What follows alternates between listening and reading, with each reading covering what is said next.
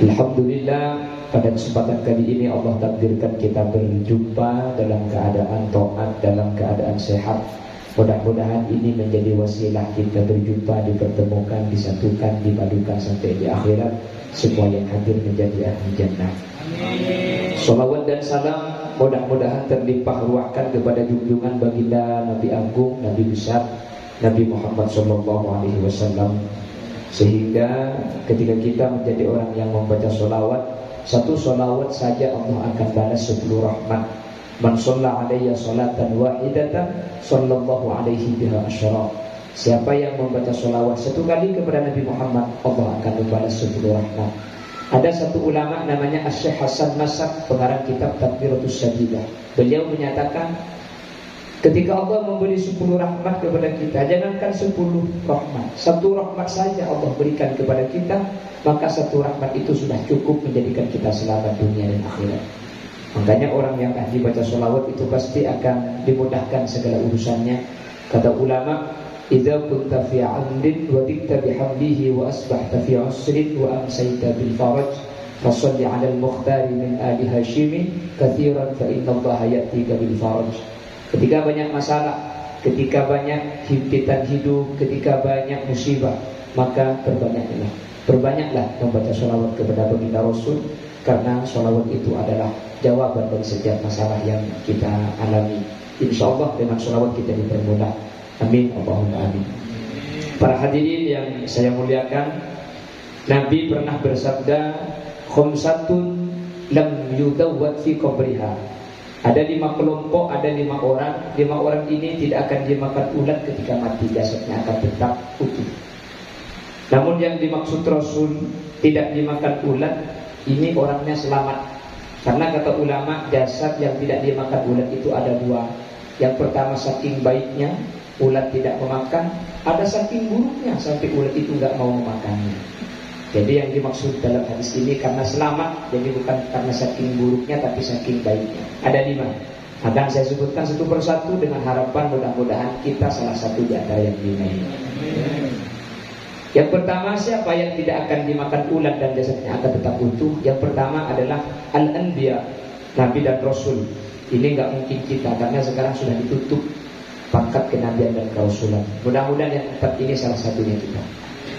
Al-anbiya wal mursalin, Nabi dan Rasul itu jasadnya utuh sampai sekarang. Nabi siapapun, Rasul siapapun, kalau Nabi dan Rasul pasti utuh jasadnya. Karena innallaha harrama ajsadal anbiya 'alal ard. Allah mengharamkan jasad bumi, jasad para Nabi dan Rasul itu dihancurkan oleh bumi. Jadi semua Nabi dan Rasul jasadnya sampai sekarang utuh, tidak ada yang hancur. Yang kedua, tsummas syuhada, orang-orang yang mati syahid. Orang yang mati syahid itu ada 3 versi. Syahid itu ada 3 macam. Ada syahid fid dunya, ada syahid fil akhirah, ada syahid fid dunya wal akhirah. Ada syahid di dunia saja, ada syahid di akhirat saja, ada syahid dunia akhirat. Apa yang dimaksud syahid dunia akhirat? Syahid dunia akhirat itu orang yang man mata fi ma'rikatil musyrikin li'la'i kalimatillah. Orang yang mati di peperangan melawan orang kafir yang tujuannya berperang untuk meninggikan agama Allah.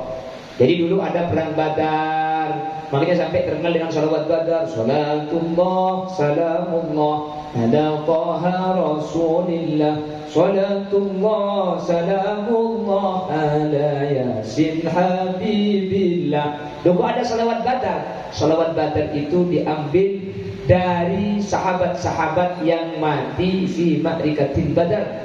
Ada sahabat yang wafat di perang Badar. Orang-orang yang mati di peperangan dan untuk meninggikan agama Allah, maka disebut syahid dunia akhirat. Kenapa kok disebut syahid dunia? Dia jasadnya tidak usah diurus, tidak usah dimandikan, tidak usah dikafani, tidak usah disolati. Masukkan saja dengan darahnya ke dalam kubur. Karena dia nanti akan bangun yaumul mahsyar dengan darah yang ada di tubuhnya sebagai saksi bahwa dia berperang untuk meninggikan agama Allah. Makanya orang yang mati di peperangan melawan orang kafir itu gak usah disucikan, gak usah dikafani, gak usah disolati, gak usah. langsung kubur seperti kucing mati. Kenapa? Dia sudah dimuliakan secara syariat. Dan agar bukti-bukti fisik yang ada di tubuhnya tidak hilang, nanti akan bangun dengan bukti itu. Yang kedua, ada syahid fid dunya. Di dunia yang syahid, tadi itu kan syahid dunia akhirat. Di dunia dikatakan syahid karena jasadnya tidak usah diurus. Di akhirat dikatakan syahid. Makna syahid masyhud, disaksikan para malaikat dia selamat. Jadi gak usah dihitung amalnya, langsung masuk surga.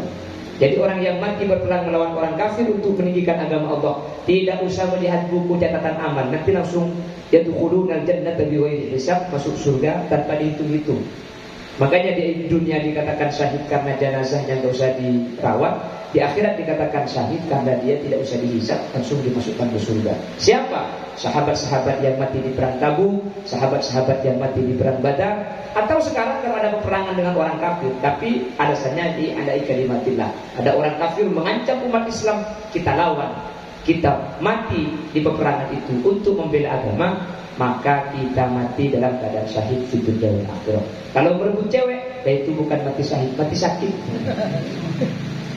Ini syahid dunia akhirat. Ada syahid dunia saja, di akhirat gak syahid.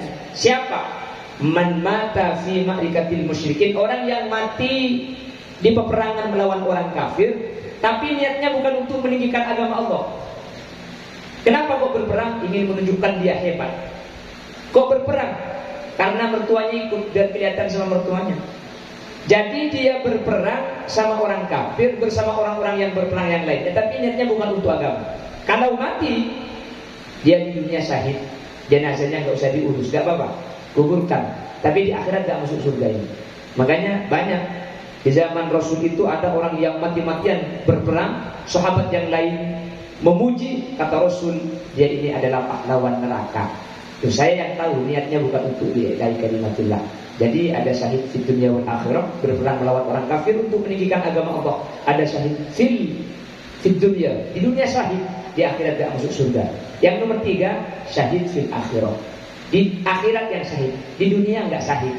Jasadnya dimandikan, dikafani, disolati sebagaimana orang mati normal, tapi di akhirat masuk surga bighairi hisab.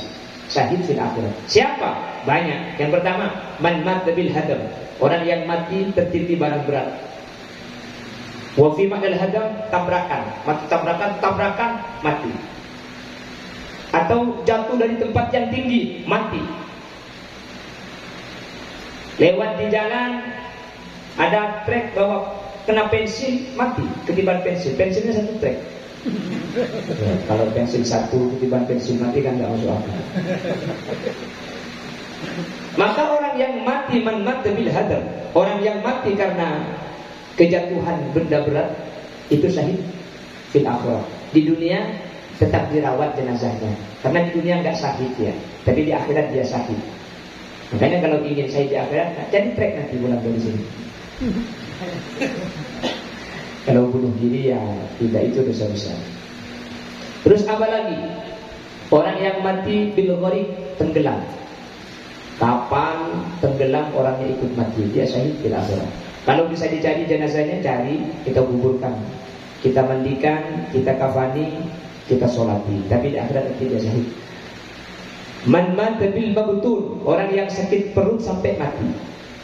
Dulu ada penyakit itu, sakit perut parah sekali, lalu dia mati karena penyakit perutnya itu, maka dia mati syahid. Terus lagi, man mata fi thalabil ilmi, mati dalam keadaan mengaji, atau menjadi santri pondok, mati di pondok, atau seperti kita ngaji seperti ini, mati. Itu syahid fil akhirah. Kalau di antara yang hadir ada yang langsung mati, syahid fil akhirah. Tapi mudah-mudahan tidak. Ini nanti beranggarkan pengajiannya kalau mati. Apalagi man mata tulqon, mata syahidah, mati melahirkan. Mati, bayinya keluar, ibunya meninggal dunia. Maka seorang ibu yang wafat dalam keadaan melahirkan ini syahid fil akhirah. Di dunia tetap kita rawat, tapi di akhirat nanti dia tidak dipertanyakan amalnya, dia langsung masuk surga bighairi hisab.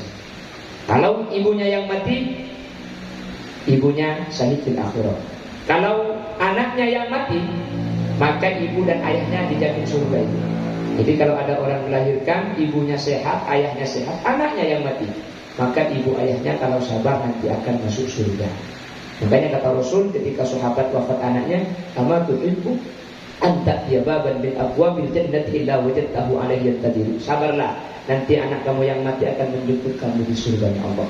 Yang punya anak mati bersabar, karena itu tanda orang tuanya akan masuk surga. Yang punya anak-anaknya enggak mati, jangan dicekik, biarkan dia hidup, karena nanti anak ini akan membawa ke surga dengan doa.